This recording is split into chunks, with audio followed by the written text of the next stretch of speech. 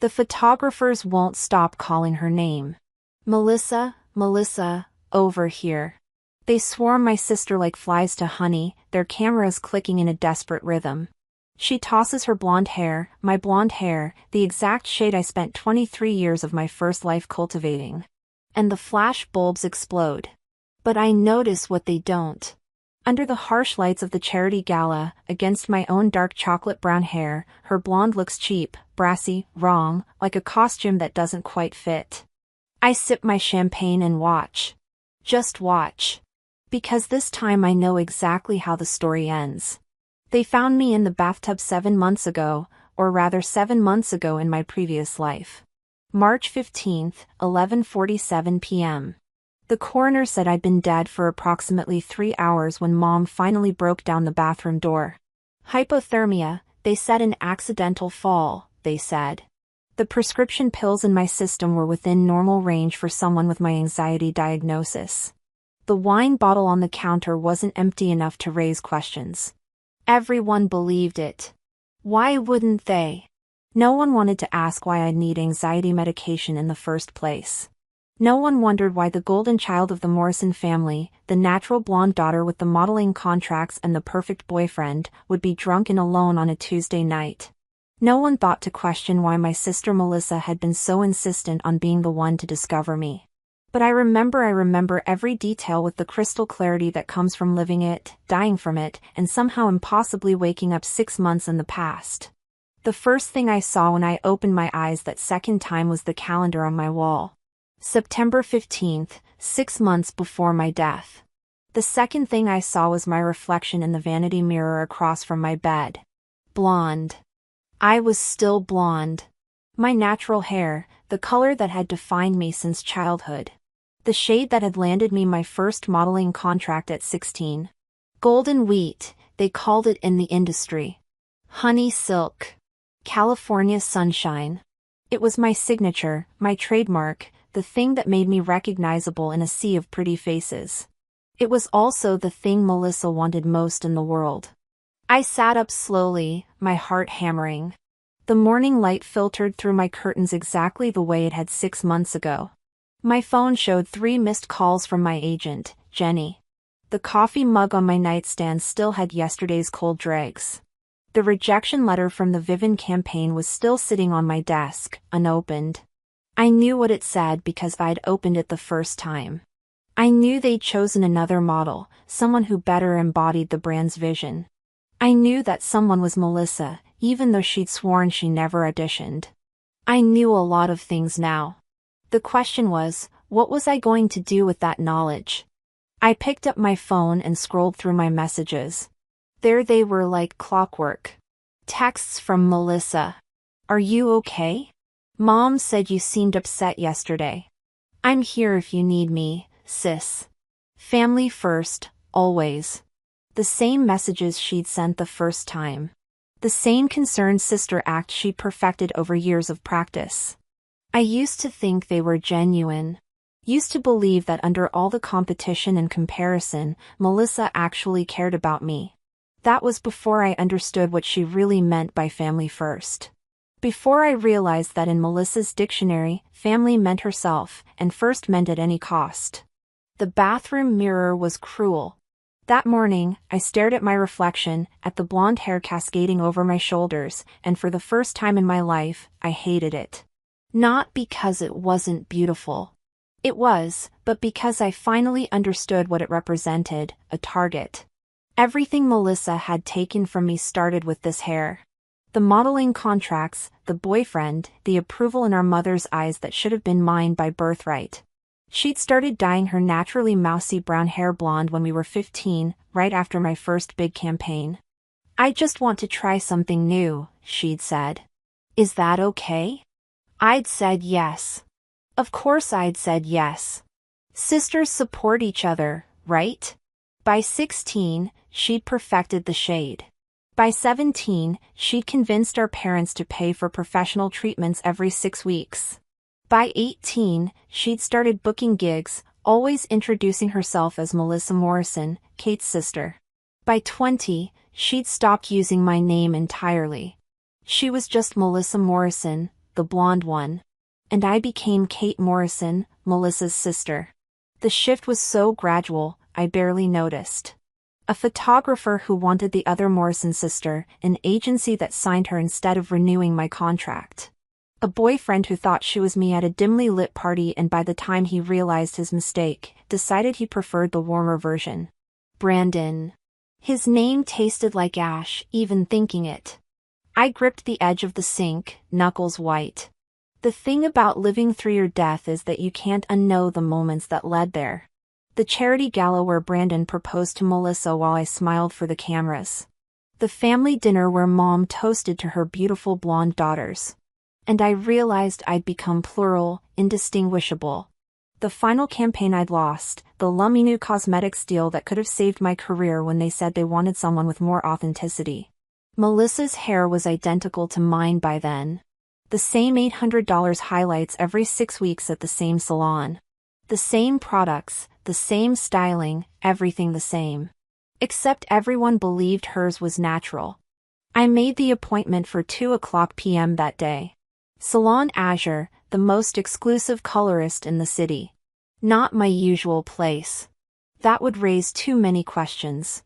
I needed someone who wouldn't call my mother the moment I sat in the chair. I want to go brunette, I told the stylist. A woman named Claire with kind eyes and silver-streaked black hair. Dark chocolate brown with a hint of auburn. She blinked. But your blonde is gorgeous. Are you sure? That's a significant change. I'm sure the maintenance will be intense if you want to go back. I won't want to go back. Something in my voice made her pause. She studied my reflection in the mirror, and I saw the moment she recognized me. Kate Morrison, the blonde one. Or rather, the original blonde one. It's a statement, she said finally. A big one. Good. I met her eyes in the mirror. I want people to notice. The process took 4 hours. I watched in the mirror as she sectioned my hair, applied the color, waited. The chemical smell was sharp, medicinal. It reminded me of the hospital, of the fluorescent lights and the beeping machines and the doctor's voice saying time of death with the same inflection he might use to order lunch. I didn't look away once. When Claire finally rinsed the last of the dye, my hair was dark, rich, deep brown that made my blue eyes electric in comparison. I looked like myself, but different, transformed, like I'd shed a skin I didn't know I was wearing. Wow, Claire breathed. She ran her fingers through the damp strands, checking the color. You look incredible. Completely different, but more you somehow. Does that make sense? It made perfect sense. I paid in cash. $1,200, the exact amount Melissa would spend on her next blonde touch-up in 2 weeks, and walked out into the September afternoon. The city looked different through my new eyes, sharper, clearer. My phone buzzed. A text from Mom. Dinner tonight at 7 o'clock. Your father wants to discuss Thanksgiving plans. Please try to be on time. The please was pointed. I was always late to family dinners, always the afterthought who had to be reminded.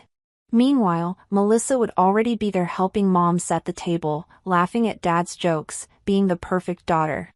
I typed back, I'll be there at 6:45. For the first time in 6 months and 2 lifetimes, I was going to be early. The look on my mother's face when she opened the door was worth every penny I'd spent. Kate. She actually stepped back, hand flying to her chest. What did you do to your hair? I changed it. I walked past her into the foyer, setting my purse on the console table. The same table where Melissa's modeling portfolio was always displayed front and center. Do you like it? Like it? Mom's voice pitched higher. Kate, you're blonde. You've always been blonde. That's your thing. Was my thing. I corrected. I wanted something different. But your career? My career will be fine, Mom. She followed me into the living room, practically wringing her hands. Dad looked up from his newspaper, did a double take that would have been comical if it wasn't so telling. Kate, your hair. Hi, Dad. You look good. Have you been golfing more? The redirection worked. He started talking about his handicap while Mom hovered. Clearly wanting to say more about my hair, but unable to find the words, I settled into the armchair, the one that usually sat empty while Melissa took the prime spot on the couch next to Mom, and waited. Melissa arrived at exactly 7:00 p.m. I heard her voice in the hallway first, bright and musical. "Sorry, I'm late. There was traffic on Laurel Canyon." She stopped dead when she saw me. The satisfaction I felt in that moment was cold and sweet. I watched the color drain from her face, watched her eyes go wide, watched her carefully maintained composure crack just enough to show the panic underneath. "Kate." Her hand went to her own hair, an unconscious gesture. "What? What happened?" "I changed my hair. Do you like it?" I used the same pleasant tone I'd used with Mom, but with an edge. "I thought it was time for something new." "But you're blonde." She said it like I'd committed a crime, like I'd broken some sacred rule. "You're the blonde one." "Was the blonde one?" I said softly. "Now I'm the brunette one." And I let my eyes travel over her blonde hair. Perfectly styled, perfectly maintained, perfectly copied. "Well, you're still blonde." The silence that followed was exquisite. Mom jumped in too quickly. "Well, I think it's lovely. Different but lovely. Doesn't Melissa look wonderful, too?" "She just had her hair done yesterday." "She did." I turned my full attention to Melissa. Same color as always. Melissa's smile was tight. "It's my natural color." "Is it?" I tilted my head, studying her. "I honestly can't remember anymore." "You've been blonde for so long." Her jaw clenched. We both knew. Everyone in that room knew that her natural color was brown, but it had become one of those family fictions no one discussed. Like how Dad called her his little princess even though she was 24. Like how Mom always mentioned my anxiety medication but never asked why I needed it. "Dinner's ready," Mom announced, clearly desperate to change the subject. "Let's eat." The table was set for 4. The good china arranged just so. Mom had made her famous roast chicken, the one she only made for special occasions. Melissa sat across from me, and I could feel her eyes boring into me through the entire meal. "So," Dad said, cutting into his chicken, "your mother tells me you're both up for the Lumino campaign." My fork paused halfway to my mouth. This was it. The moment everything had started to fall apart the first time. The campaign that Melissa stole by going directly to the brand and badmouthing my instability. The contract that should have been mine. "Actually," I said carefully, I withdrew my submission. Every head at the table turned toward me. "You what?" Melissa's voice was sharp. I withdrew. "It's not the right fit for me." "Kate, that campaign could be huge for your career." Mom protested. "Why would you?" "Because I'm pivoting." I took a sip of wine, letting the words hang. "I'm going into editorial work, high fashion, runway. The Lumino deal is more commercial, more accessible." I met Melissa's eyes. "I think it would be perfect for you. Actually, you should go for it." The confusion on her face was beautiful. She'd been preparing for a fight, for a competition, for the chance to undermine me. But I just handed her exactly what she wanted, and she didn't know how to react. "That's generous of you," she said slowly. "We're sisters," I replied, echoing the words she'd said so many times. "We support each other, right?" The thing about revenge is that it's not about destruction. Not really. It's about transformation. Taking the weapon someone used against you and turning it into a shield, a stepping stone, a launching pad to somewhere they can never follow. Over the next 2 weeks, I systematically dismantled the life I'd built the first time. I terminated my contract with my old agency, the one that had dropped me from Melissa. I stopped returning Brandon's calls. I cleared out my portfolio of every commercial gig, every pretty girl with blonde hair campaign, and I watched. I watched as Melissa booked the Lumino deal. I watched as she celebrated with champagne she charged to Dad's credit card. I watched as the press called her the face of natural beauty and never mentioned that she'd been dyeing her hair for 9 years. But more importantly, I watched as people started to notice something was off. Is it just me? I overheard at a coffee shop. 2 girls flipping through a magazine with Melissa's lummy new ad. Or does her hair look kind of fake in this? Right. Her friend agreed. Like it's too perfect, too blonde. There was another model. I think her sister, she had the most gorgeous dark hair, very editorial. My new portfolio was carefully curated. I'd reached out to photographers I knew from my first life, the ones who'd wanted to work with me but couldn't because I was too commercial. I offered to do test shoots for free, building a book of striking editorial images. Me in black and white. Me in couture. Me with my dark hair styled in ways that made me look mysterious, sophisticated, unreachable. The blonde girl next door was gone. In her place was someone new, someone better. My new agent, Marcus, was a shark. The kind who didn't take no for an answer and didn't care about family drama. When I walked into his office with my portfolio, he took one look at me and smiled. Kate Morrison, I've been waiting for you. You have? You don't remember, but you came to me 3 years ago. You were blonde then. Sweet commercial.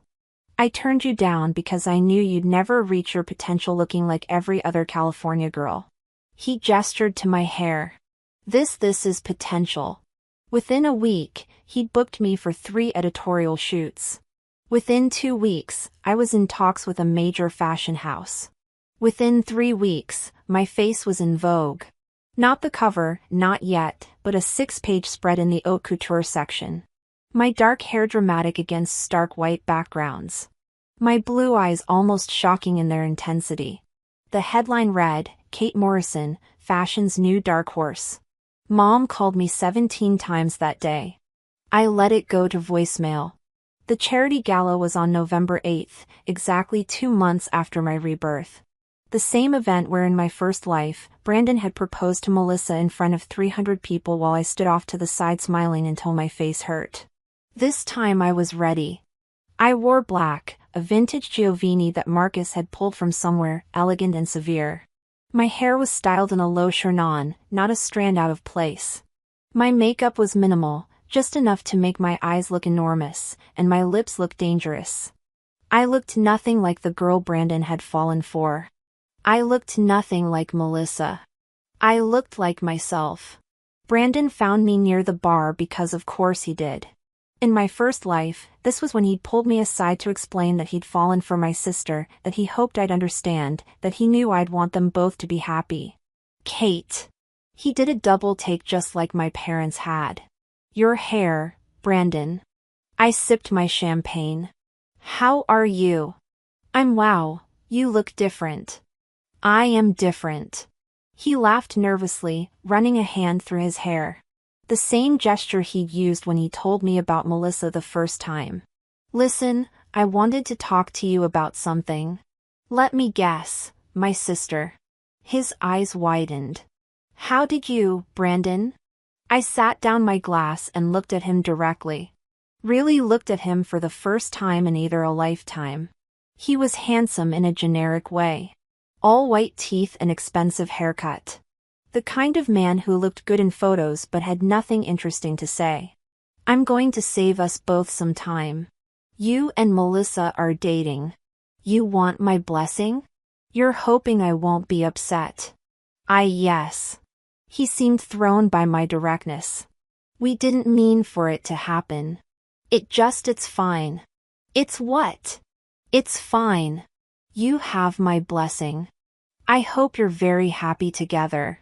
The confusion on his face was almost pitiful. You're not upset.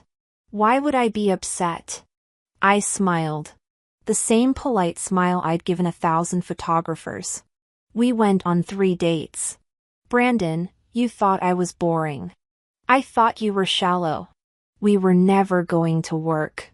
I never said you were boring.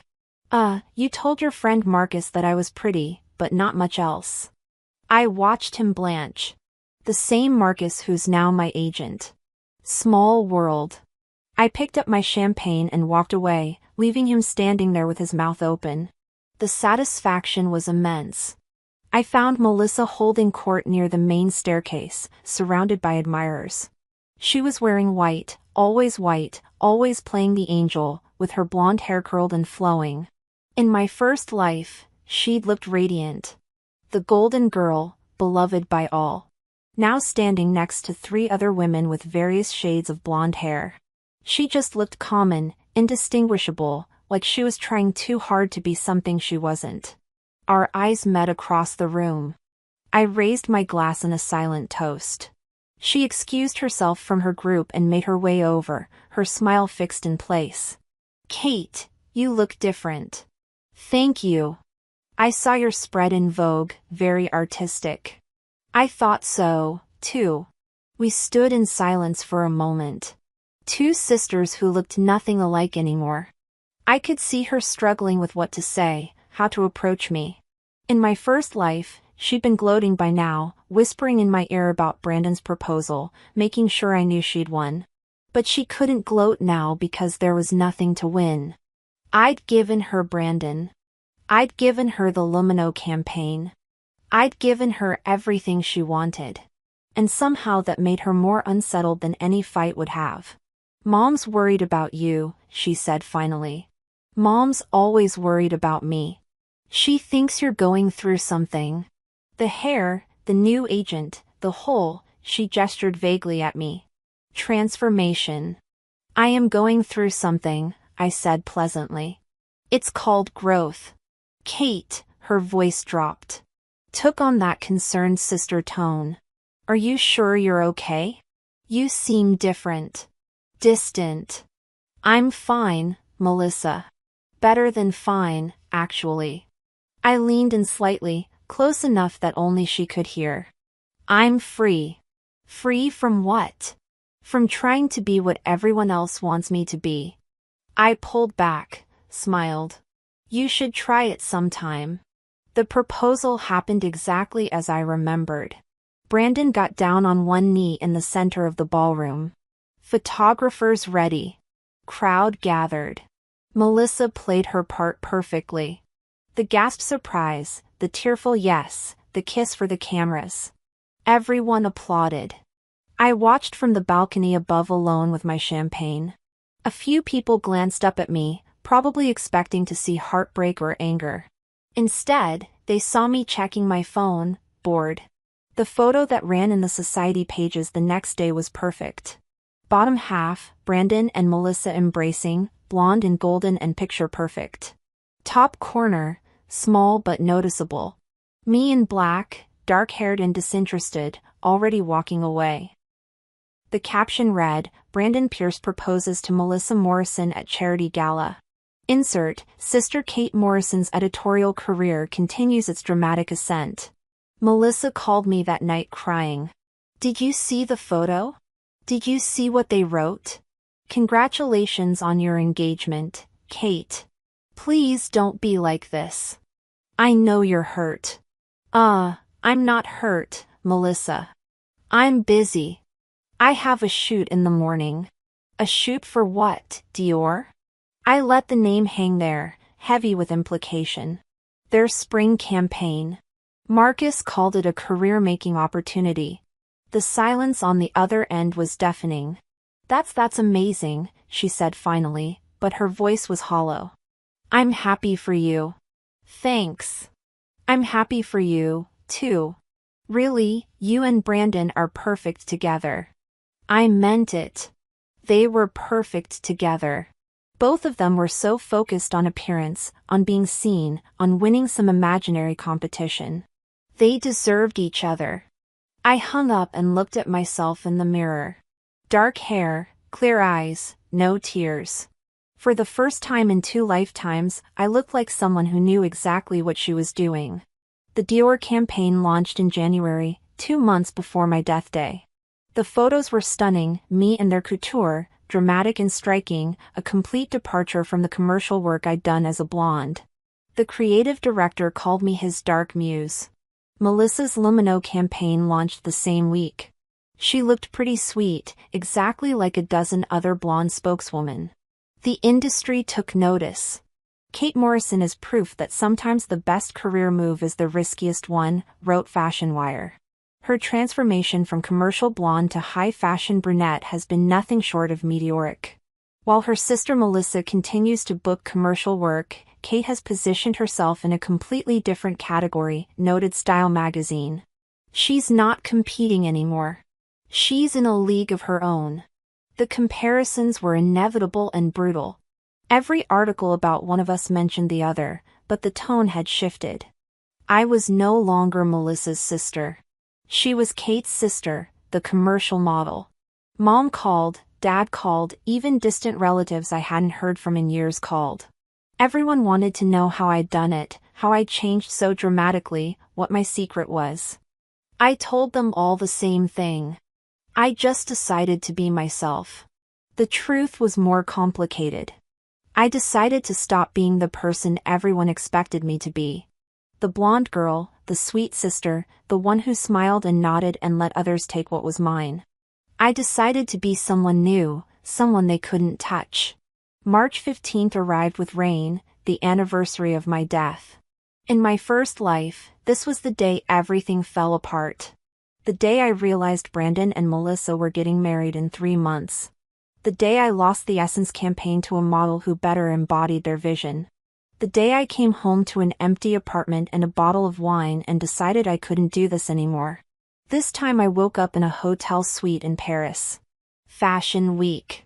I had 3 shows that day and a dinner with the editor of French Vogue that night.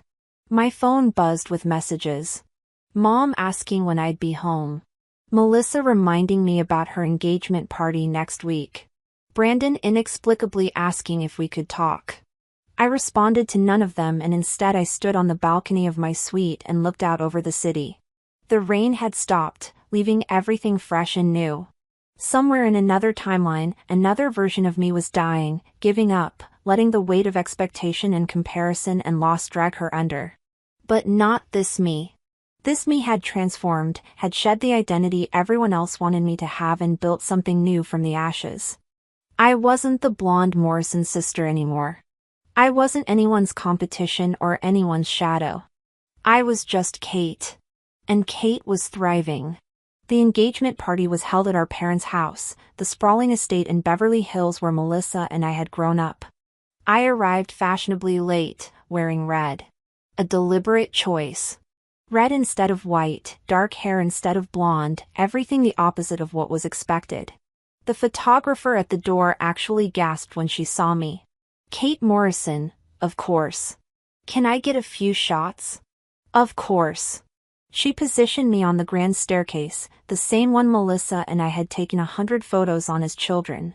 Back then, we'd looked alike. 2 blonde girls in matching dresses, identical smiles. Now looking at the preview on the photographer's camera, I barely recognized the girl I used to be.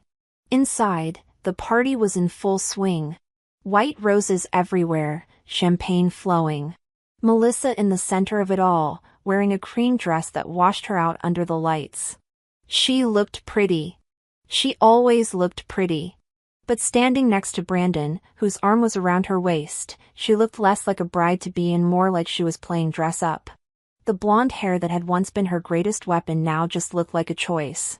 A costume. Something she'd put on to be someone she wasn't. Kate. Mom descended on me immediately, gripping my arm.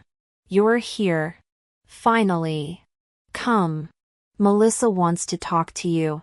Does she? Mom's smile was strained. She's your sister. It's her engagement party. Of course she wants to talk to you. I let Mom drag me through the crowd, noting the whispers that followed. The guests who did double takes, the ones who pulled out their phones to Google which Morrison's sister was which. Melissa was surrounded by her friends, all blonde, all wearing pastels. They looked like a flock of identical birds. When she saw me approach, her smile faltered for just a second. Kate, you came. She air-kissed both my cheeks, a habit she picked up from the modeling world. You look striking. Thank you. Congratulations. Isn't it exciting? One of her friends, Amanda, gushed. A June wedding. It's going to be gorgeous. I'm sure it will be. Melissa's going to be the most beautiful bride. Another friend, Sophie, added. That blonde hair against a white dress, iconic. I smiled and said nothing. Let them have their moment. Let them believe the fairy tale. Because I knew something they didn't. I knew that in 2 months the photos from their wedding would show a pretty blonde bride and a handsome groom, and everyone would say how perfect they looked together, how made for each other they were. And I knew that in 6 months, when the novelty wore off and reality set in, they'd realize that looking perfect and being perfect weren't the same thing. That Brandon would get bored with Melissa just like he got bored with me. That Melissa would resent Brandon for not being as impressive as she'd imagined. I knew because I'd watched it happen to other couples just like them. Because I'd learned that relationships built on image and competition and borrowed identity never last. But that was their problem, not mine. The speech came after dinner. Brandon stood at the center of the room, microphone in hand, looking every bit the successful businessman playing the role of devoted fiancé. I want to thank everyone for being here tonight, he began, his voice smooth and practiced. Melissa and I are so grateful for your love and support. I sipped my champagne and watched. When I first met Melissa, I thought she was the most beautiful woman I'd ever seen. He looked at her all performance. That blonde hair, that smile. She was like sunshine. Melissa glowed. Literally glowed with pleasure. But I fell in love with her for so much more than her beauty. I fell in love with her kindness, her warmth, her authenticity. The word authenticity made me choke on my champagne. Several people turned to look at me. I waved them off, coughing delicately. Brandon continued oblivious. Melissa is genuine in a way that's rare in this industry. What you see is what you get. She doesn't pretend to be something she's not. I felt Melissa's eyes on me, watching, waiting to see if I'd react. I didn't. I just smiled and raised my glass when everyone else did, toasting to the happy couple with the same enthusiasm as the woman next to me who'd been checking her phone throughout the entire speech. After the toast, after the cake, after the photographs, Melissa found me on the terrace alone. You think this is funny, don't you? Her voice was sharp.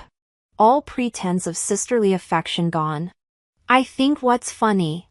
All of this, the hair, the career, playing some kind of ice queen.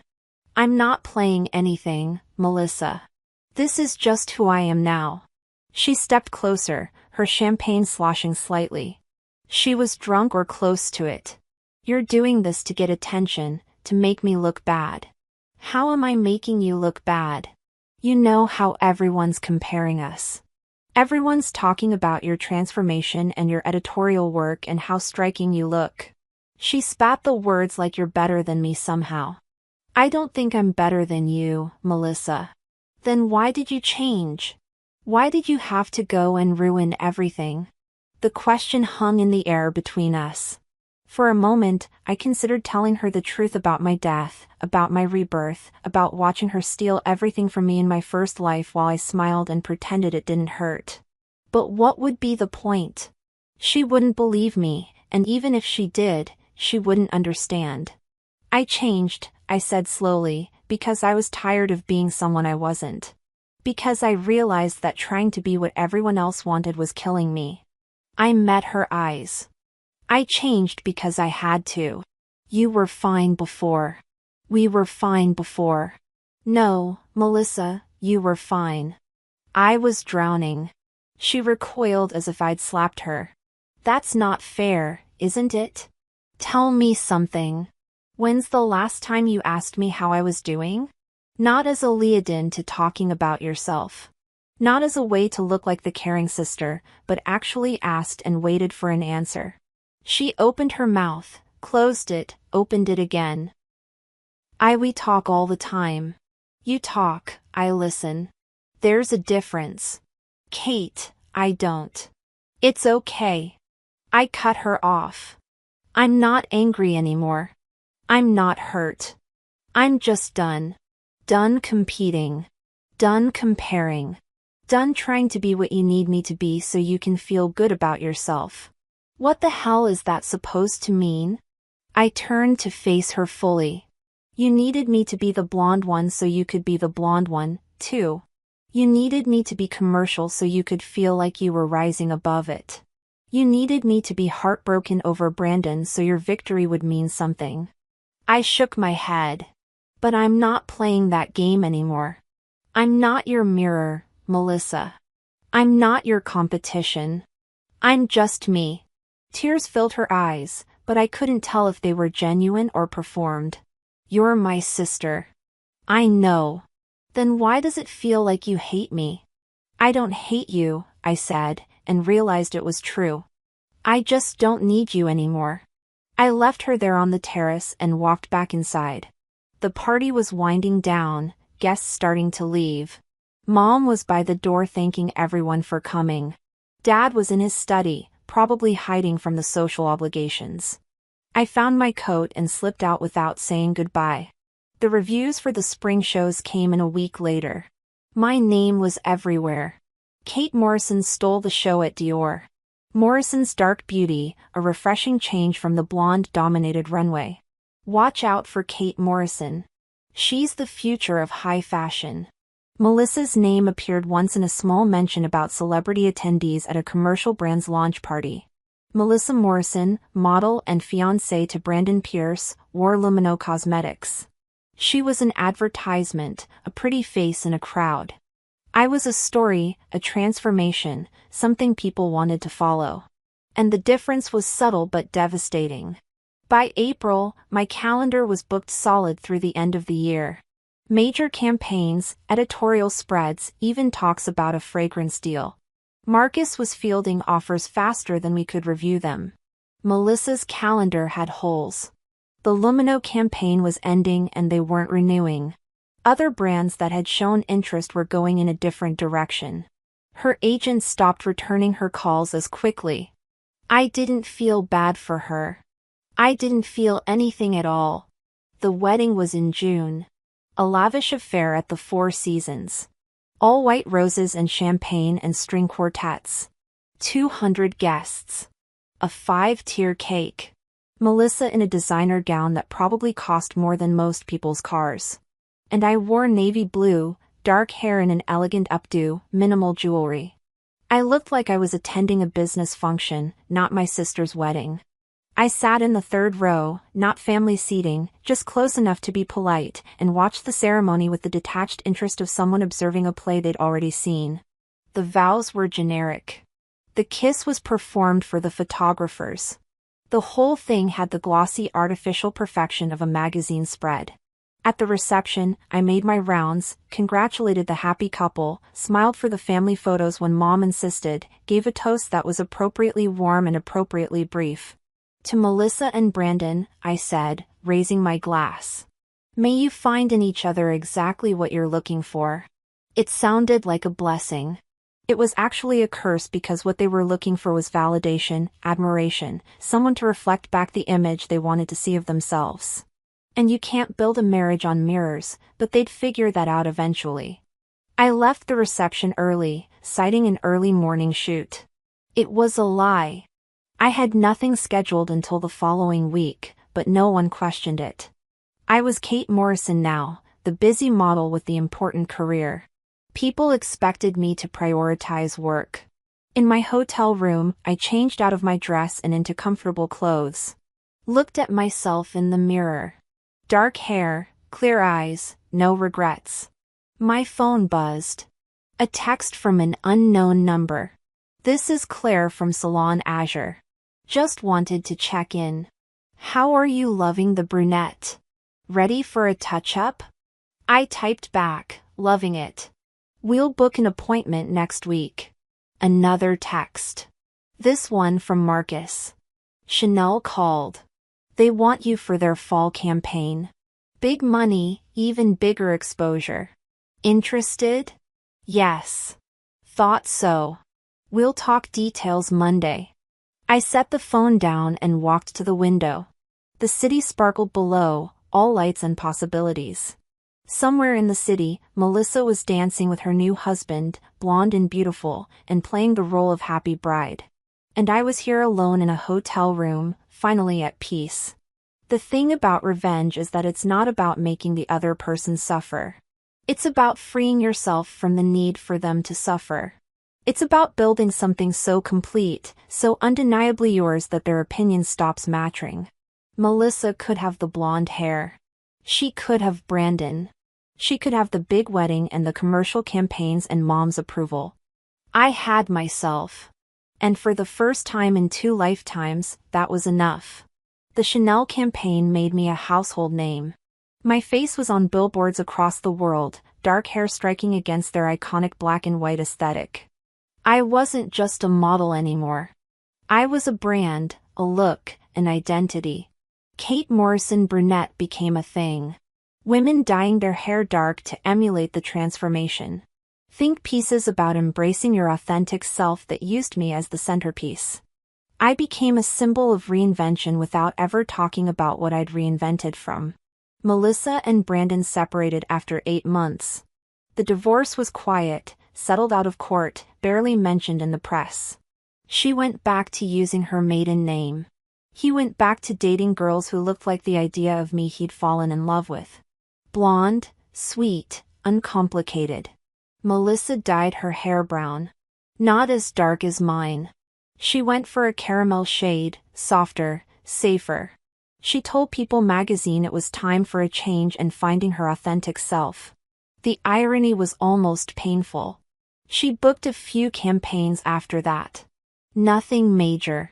She was pretty, professional, perfectly fine. But perfectly fine doesn't make you memorable. It doesn't make you special. We saw each other at Christmas, the first time in 6 months. She'd lost weight, looked tired. The caramel hair didn't suit her the way the blonde had. It wasn't bad exactly. It was just wrong. Like she was wearing someone else's face. "You look good," she said when we found ourselves alone in the kitchen, both reaching for wine. "Thanks, you too." "No, I don't." She laughed, but there was no humor in it. "I look like I'm trying to be you, Melissa." "It's true, isn't it? You went brunette, became this huge success, and I panicked. Thought maybe if I changed too, she trailed off. I'd finally be something other than your shadow." The confession hung between us, heavy, raw. "You were never my shadow," I said quietly. "You were always exactly who you chose to be." "That's the problem," she poured her wine, hands shaking slightly. "I chose to be you or a version of you. And when you changed, I didn't know who I was supposed to be anymore." I could have gloated, could have pointed out all the times she'd stolen from me, copied me, undermined me, could have made her feel as small as she'd made me feel in that first lifetime. But what would be the point? "Then maybe it's time to figure that out," I said instead. "Who Melissa is when she's not trying to be anyone else." She looked at me, then really looked at me, and I saw something I'd never seen before in her eyes. Not jealousy, not competition. Understanding. "Is that what you did?" "Figured out who Kate was eventually." I leaned against the counter. "It took dying first, but I got there." She blinked. "That's dark, but true." We stood in silence for a moment. 2 sisters who looked nothing alike anymore. Melissa with her caramel hair and uncertain eyes. Me with my dark hair and quiet confidence. "I'm sorry," she said finally, "for all of it. The hair, the boyfriend, the constant, everything." "I know. Do you forgive me?" I considered the question. Forgiveness implied a debt owed, a ledger to be balanced. But I didn't feel owed anything anymore. I'd taken my revenge not through destruction, but through transformation. I'd built something better than what I'd lost. "I released you," I said. "There's nothing to forgive." I left my parents' house that night and drove back to my apartment in the city. A penthouse now, modern and minimalist. Nothing like the cluttered 1-bedroom from my first life. My phone was full of notifications, brands wanting to work with me, magazines requesting interviews, invitations to parties I'd actually want to attend. I ignored them all and stood on my balcony looking out over the city lights. Somewhere out there, another girl was dyeing her hair blonde because she thought it would make her special. Another girl was copying someone else's style, someone else's life, someone else's identity, thinking that's what it took to matter. And maybe hopefully another girl was looking in the mirror and deciding to be something different, something true. I'd been given a second chance at life, an impossible gift. And I'd used it not to destroy my enemies or right old wrongs, but to save myself to become the person I was always meant to be. Underneath all the expectations and comparisons and borrowed identities. The blonde hair had been beautiful, but it had never been mine. Not really. It had been a placeholder, a thing to be copied, a standard to measure against. The dark hair was mine. Chosen, owned, undeniable. I was Kate Morrison, not the blonde one, not the sister, not the girl next door or the commercial model or anyone's shadow, just Kate. And Kate was exactly who I wanted to be. The fragrance launched in fall. Metamorphosis by Kate Morrison. The bottle was black and sleek, the scent dark and complex. The ad campaign showed my transformation in reverse. Starting with dark hair and ending with blonde. Each frame showing me shedding something, becoming more myself. It won advertising awards. It sold out in pre-orders. It became the #1 fragrance of the year. At the launch party, Mom pulled me aside. I need to tell you something. What is it? I was wrong. Her eyes were wet about so many things. About comparing you girls, about the blonde hair, about she swallowed hard. About not seeing you for who you were. Mom, no, let me finish. When you changed your hair, I thought you were having some kind of crisis. I thought you were trying to be different just to be difficult. But you weren't having a crisis. You were having a breakthrough, and I was too blind to see it. I didn't know what to say. In my first life, this conversation had never happened. In my first life, Mom had died still believing Melissa was the successful one. Still calling us her beautiful blonde daughters, even though I'd been neither beautiful nor blonde, nor a daughter she was proud of in the end. It's okay, I said finally. It's not, but maybe it will be. She squeezed my hand. I'm proud of you, Kate. Not because of the campaigns or the fame or the money, but because you figured out who you were and you became her. That takes more courage than I ever gave you credit for. I hugged her then and felt something old and painful release its grip on my chest. Not all of it. Trauma doesn't work that way, but enough. Enough to breathe easier. Enough to let go a little more. Melissa wasn't at the party. She'd moved to New York 6 months earlier, pursuing theater. She'd always been good at performing and apparently she'd finally found a stage where that was an asset instead of a liability. We talked sometimes, short texts, occasional calls. The conversations were easier now without the weight of competition dragging every word down. She was Melissa, figuring out who that meant. I was Kate, at peace with what that meant. We were sisters. We'd probably never be close, but we'd stopped trying to be each other. And that was something. On my anniversary, 2 years since my rebirth, 1 year since my death day, I did something I'd been putting off. I went to the cemetery. My grave wasn't there. Obviously, that timeline had collapsed, rewritten, replaced by this one. But there was a bench in the section where I would have been buried. And I sat there for a while looking at the names of people who had lived and died and left their marks in stone. Thank you, I whispered to the version of me who hadn't made it. The blonde girl who'd given up. The one who'd let them win. Thank you for showing me what not to do. The wind picked up, rustling through the trees. It almost sounded like laughter. I stood and walked back to my car. I had a dinner that night with French Vogue.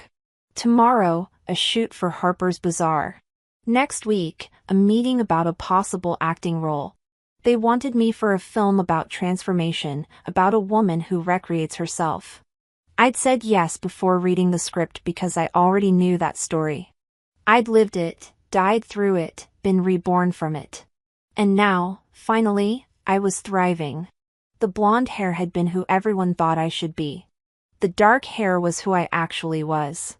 And the difference between those two things, between performed identity and authentic self, was everything. I drove back into the city as the sun set, turning the sky purple and gold. Behind me, the cemetery faded into shadow.